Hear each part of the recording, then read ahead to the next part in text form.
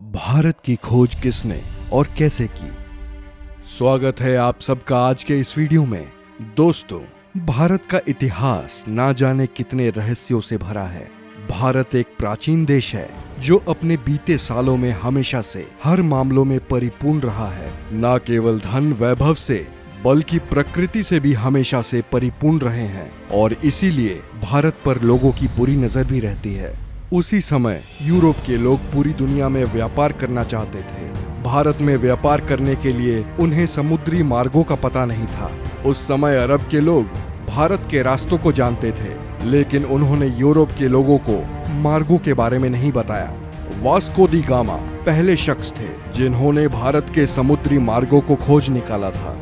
Columbus भी भारत को खोजने गए थे, लेकिन अमेरिका जा पहुंचे। हालांकि आजकल पढ़ाया जाता है कि भारत के समुद्री मार्गों की वास्को दी गामा ने खोज की थी। सचमुच यह हद दर्जे की मूर्खता है कि भारतीय बच्चों को यह पढ़ाया जा रहा है कि वास्को दी गामा ने भारत की खोज की। पढ़ाया यह जाना चाहिए कि वास्को दी गामा ने यूरोप को पहली बार भारत तक पहुंचने का समुद्री मार्ग बताया। दरअसल पहले यूरोपी देशों के लिए भारत एक पहेली जैसा था। यूरोप अरब के देशों से मसाले, मिर्च आदि खरीदता था, लेकिन अरब देश के कारोबारी उन्हें ये नहीं बताते थे कि यह मसाले वह पैदा किस जगह करते हैं। यूरोपीय इस बात को समझ चुके थे कि अरब कारोबारी उनसे जरूर कुछ छुपा रहे हैं। ये कारोबारी अरब के उस पार पूर्वी देशों से ज्यादा परिचित नहीं थे। जहां तक सवाल भारत का है, तो इसके एक और हिमालय की ऐसी श्रृंखलाएं हैं जिसे पार करना उस दौर में असंभव ही था। भारत के दूसरी ओर 3 ओर से भारत को समुद्र ने घेर रखा था। ऐसे में यूरोप वासियों के लिए भारत पहुंचने के लिए 3 रास्ते थे। पहला, रशिया पार करके चीन होते हुए बर्मा में पहुंचकर भारत में आना, जो कि अनुमान से कहीं ज्यादा लंबा और जोखिम भरा था। दूसरा रास्ता था अरब और ईरान को पार करके भारत पहुंचना, लेकिन यह रास्ता अरब के लोग इस्तेमाल करते थे और वे किसी अन्य को अंदर घुसने नहीं देते थे। तीसरा रास्ता समुद्र का था, जिसमें चुनौती देने वाला सिर्फ समुद्र ही था। वास्को दी गामा एक पुर्तगाली नागरिक था जो पेशे से एक नाविक था।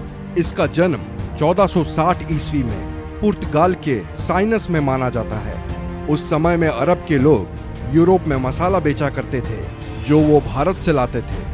यूरोप में इन मसालों की मांग बहुत ज्यादा थी, इसीलिए यूरोप के लोग भारत जाकर मसाले लाना चाहते थे, लेकिन उनके लिए भारत जाने का रास्ता दुर्गम भरा था। उन्हें भारत जाने के लिए ईरान, अफगानिस्तान होकर जाना पड़ता था, जो काफी खर्चीला और कठिन रास्ता था। उन्हें ऐसे मार्ग की आवश्यकता थी जो भारत कम समय में ले जाए। ऐसा मार्ग केवल समुद्र के जरिए ही संभव था। वास्को द गामा ने भारत के इन रास्तों की खोज करने की ठानी और इस ऐतिहासिक सफर पर निकल पड़े। वर्ष 8 जुलाई 1497 में वास्को दी गामा ने अपने साथियों के साथ भारत की खोज के लिए रवाना हुए। उसके जहाजी बेड़े में 4000 और 170 के करीब आदमियों का दल था। सबसे बड़े जहाज सेंट गैब्रियल पर वह खुद था। सबसे पहले वो अफ्रीका के अंतिम छोर कैप ऑफ गुड होम नामक स्थान पर पहुंचा। उसके बाद वह अफ्रीका के ही एक राज्य मोसम्बा आया, जहां के राजा ने उसकी मदद की और उसे एक अरब नाविक दिया जो भारत का रास्ता जानता था। वास्को दी गामा भारत कब आया? वास्को दी गामा अफ्रीका महाद्वीप का चक्कर लगाकर भारत के कालीकट बंदरगाह केरल पर पहुंचा था। 20 मई 1498 की तारीख थी जब वास्को दी गामा भारत के कालीकट बंदरगाह पर पहुंचा। भारत की खोज का यह सफर करीब 10 महीनों का रहा। भारत आकर वास्को दी गामा ने स्थानीय राज्य के राजा से व्यापार का समझौता किया। उसने कई प्रकार के मसाले खरीदे।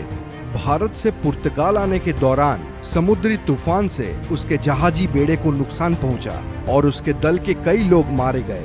पुर्तगाल लौटने पर उसका भव्य स्वागत किया गया। अगली बार भारत आने पर उसने कालीकट के राज्य पर आक्रमण कर दिया और कत्लेआम लूटपाट की। वास्को दी गामा ने यूरोप के लुटेरों, शासकों और व्यापारियों के लिए एक रास्ता बना दिया था।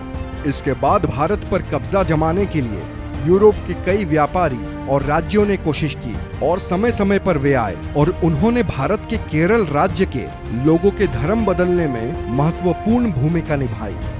पुर्तगालियों की वजह से ब्रिटिश लोग भी यहाँ आने लगे।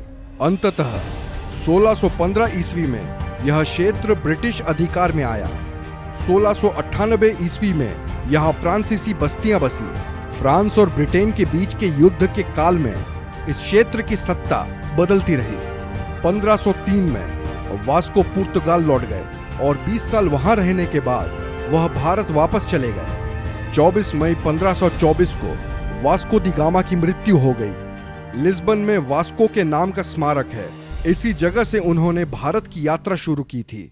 दरअसल 1492 में नाविक राजकुमार हेनरी की नीति का अनुसरण करते हुए किंग जॉन ने एक पुर्तगाली बेड़े को भारत भेजने की योजना बनाई ताकि एशिया के लिए समुद्री मार्ग खुल सके। उनकी योजना मुसलमानों को पछाड़ने की थी, जिनका उस समय भारत और अन्य पूर्वी देशों के साथ व्यापार का एकाधिकार था। एस्टावो डी गामा को इस अभियान के नेतृत्व के लिए चुना गया, लेकिन उनकी मृत्यु के बाद वास्को द गामा ने उनका स्थान लिया। ये कहना कि भारत की खोज कब हुई महज एक बेतुका सवाल है। भारत किसी की खोज का मोहताज नहीं है। इस देश का इतिहास कुछ हजार या लाख नहीं, करोड़ों साल पुराना है। वैसे आप लोगों को क्या लगता है, क्या भारत की खोज का श्रेय एक व्यक्ति को देना सही है? अपने व्यूज हमें कमेंट सेक्शन में बताएं। वीडियो अच्छी लगी हो तो लाइक करें, शेयर करें और ऐसे ही अमेजिंग वीडियोस के लिए हमारे चैनल को सब्सक्राइब करें। मिलते हैं अगले वीडियो में।